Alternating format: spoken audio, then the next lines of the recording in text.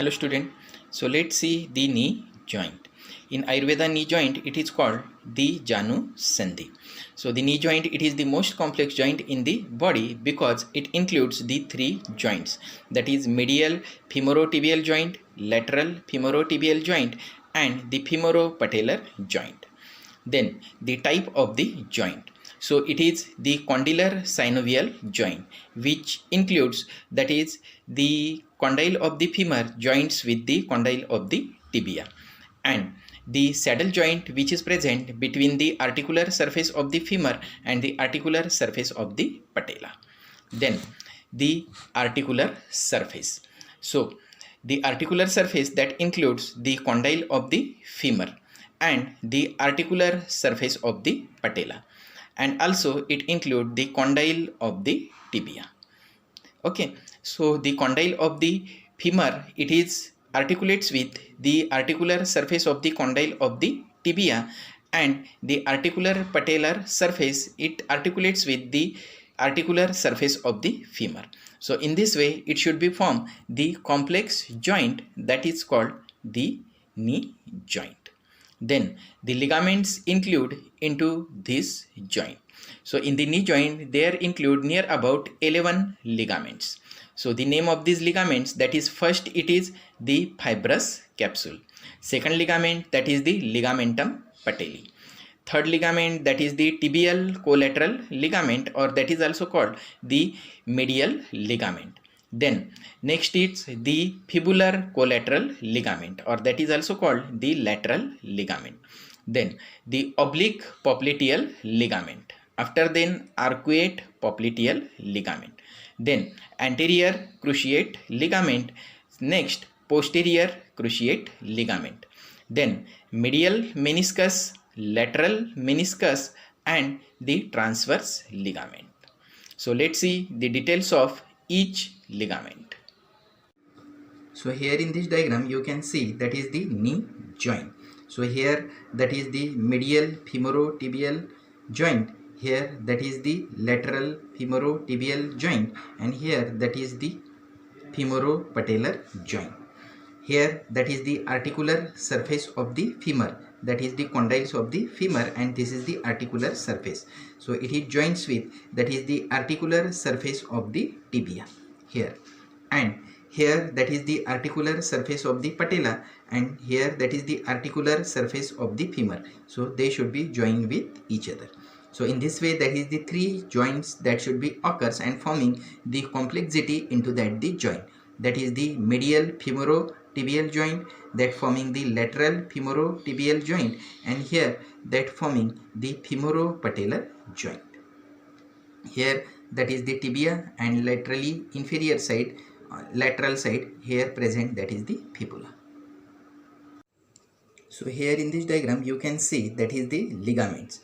So here black color border you can see, that is the fibrous capsule or the capsular ligament. So here this one. Then the ligamentum patelli. So here in this diagram you can see that is the patella, that is the lower end of the femur, and this is the tibia. So this is the ligamentum patelli. Then the tibial collateral ligament. So here in this diagram you can see this one, tibial collateral ligament or the medial ligament. Then fibular collateral ligament. So this one, or that is called the lateral ligament. Then the cruciate ligament. So here you can see this is the anterior cruciate ligament. So this one, and this is the posterior cruciate ligament. So this one. Then the meniscus, that is the lateral meniscus and the medial meniscus. So here you can see that is the lateral meniscus and the medial meniscus. In the other diagram you can again see. So here you can see this is the medial meniscus and this is the lateral meniscus, that is the superior view of the meniscus, and this is the transverse ligament. So here. So let's see the details of those ligaments. So the first ligament, that is the fibrous capsule or the articular capsule. So here pink color you can see that is the fibrous capsule. So the fibrous capsule, it is very much thin and deficient on the anterior side, and as it is deficient, so it is covered by the quadriceps femoris muscle. So here then the patella and the ligamentum patelli. So here you can see, though these three structure, they should be covered the deficiency of the fibrous capsule on anterior side. Then so the attachment of the fibrous capsule. So in case of the femur, it is attached to the 1 centimeter beyond to that the articular margin. So here that is the condyle of the femur. Then the tibial attachment, that is about 1 centimeter beyond to that the articular margin. So here that is the tibia. And posteriorly, so this one, so it forming the gap behind the lateral condyle for the passage of the tendon of the popliteus. So here you can see, this is the popliteus muscle and this is the tendon of the popliteus. So this gives the fibrous capsule attachment and given that is the different name. So first, that is the coronary ligament. So coronary ligament, it is the part of the fibrous capsule and it is attached to that the periphery of the menisci. So here that is the two meniscus, medial meniscus and the lateral meniscus, and this ligament, that is the coronary ligament, it is present periphery of that the lateral meniscus. And the part of the fibrous capsule which is present between the menisci and that is the condyle of the tibia, so this pink color part, it is called the coronary ligament. So this one, this is the coronary ligament. Then the short lateral ligament, so this is the cord like thickening of the capsule which is present deep to that the fibular collateral ligament. So here you can see that is the fibular collateral ligament, so this one, and that is the cord like, means this is the tendon of the popliteus muscle, that is the cord like structure which is present deeply to that the fibular collateral ligament. So this ligament, it is called the short lateral ligament. So this one. After then, that is, you know, that is the capsular ligament, it is very much thin, so it gives the strengthness by some structure. So anteriorly it is covered by, or it gives strengthness by, that is the medial and lateral patellar retinaculum. Then laterally it is covered by here, or it gives strengthness by the iliotibial tract. Then medially it gives strengthness by the sartorius muscle and the semimembranosus muscle. And on the posterior side, so here in this diagram you can see, posterior side it covered by, that is the oblique popliteal ligament. So this structure gives strengthness to that the knee joint of the capsular ligament. Next ligament, that is the ligamentum patelli. So here you can see this one, green color. So the ligamentum patelli, it is the central portion of the common tendon of the quadriceps femoris. So here you can see that is the quadriceps femoris, that include, you know, that is the 4 muscles of anterior compartment of the thigh, that include the vastus medialis, vastus lateralis, vastus intermedialis and the rectus femoris. And these 4 muscle group called the quadriceps femoris, and it should be inserted on the patella and forming that the ligament. So the central part, it should be form the ligamentum patelli, and the medial and the lateral part, it should be forming the medial and lateral patellar retinaculum. Okay? Then the ligamentum patelli, the length is near about 7.5 centimeter long and 2.5 centimeter broad, and superiorly it is attached to the margin and the rough posterior surface of the apex of the patella. So here that is the apex of patella, and inferiorly it is attached here the smooth part of the tibial tuberosity. So this is the ligamentum patelli. Next to it, that is the ligament, is tibial collateral ligament. So here you can see this is the tibial collateral ligament. That is also called medial ligament because it is present on the medial side of the knee joint. So this ligament, this is the long band of the ligament which have the great strength, and superiorly it is attached to the medial epicondyle of the femur, and as it goes downwards, so it should be divided into that the two parts, that is the anterior part and the posterior part. So the anterior or the superficial part, so this is the anterior or the superficial part, it is near about 10 centimeter long, and it is attached to that the posterior part of the medial surface of the shaft of the tibia. So here this one, so this is the superficial part, it is attached from the medial epicondyle of the femur, and here inferior part that is attached to the medial surface of the shaft of the tibia.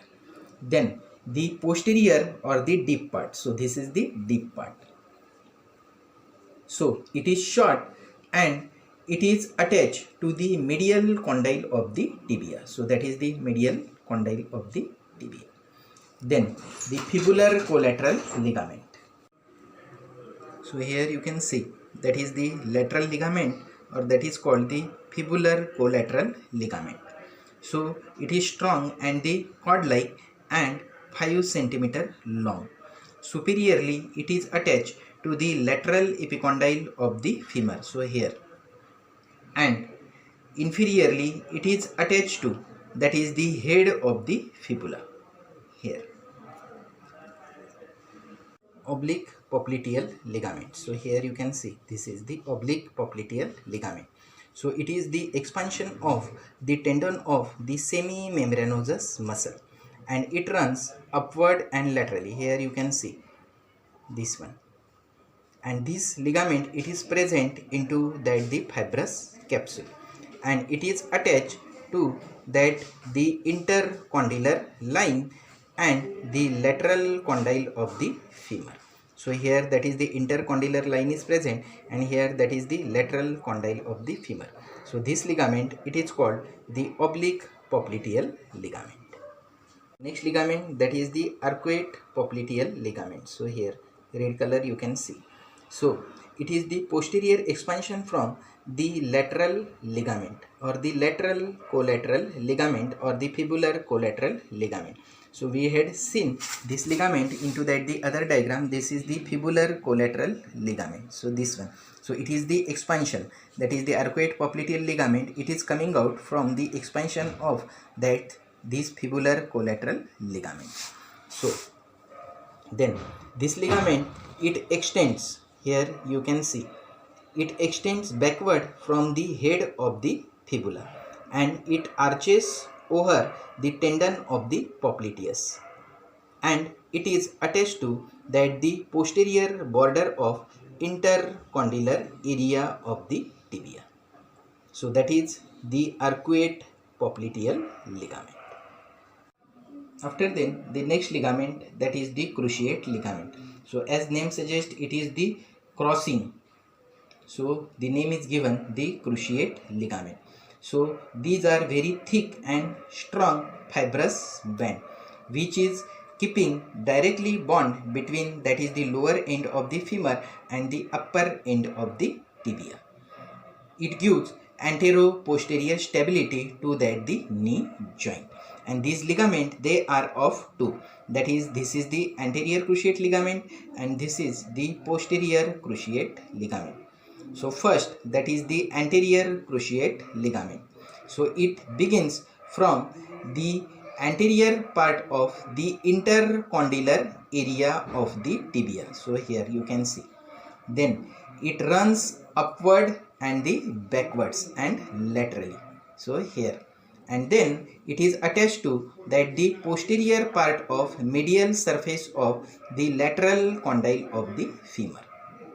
So this one, that is the anterior cruciate ligament. Then the posterior cruciate ligament, so this one. So it is begins from the posterior part of the intercondylar area of the tibia. Then it runs upwards, forwards and medially, and it is attached to here, that is the anterior part of the lateral surface of medial condyle of the femur, and both ligament that is supplied by the middle genicular vessels, and that is the nerve. So this ligament of the knee joint, it plays the important role into the stability of the knee joint.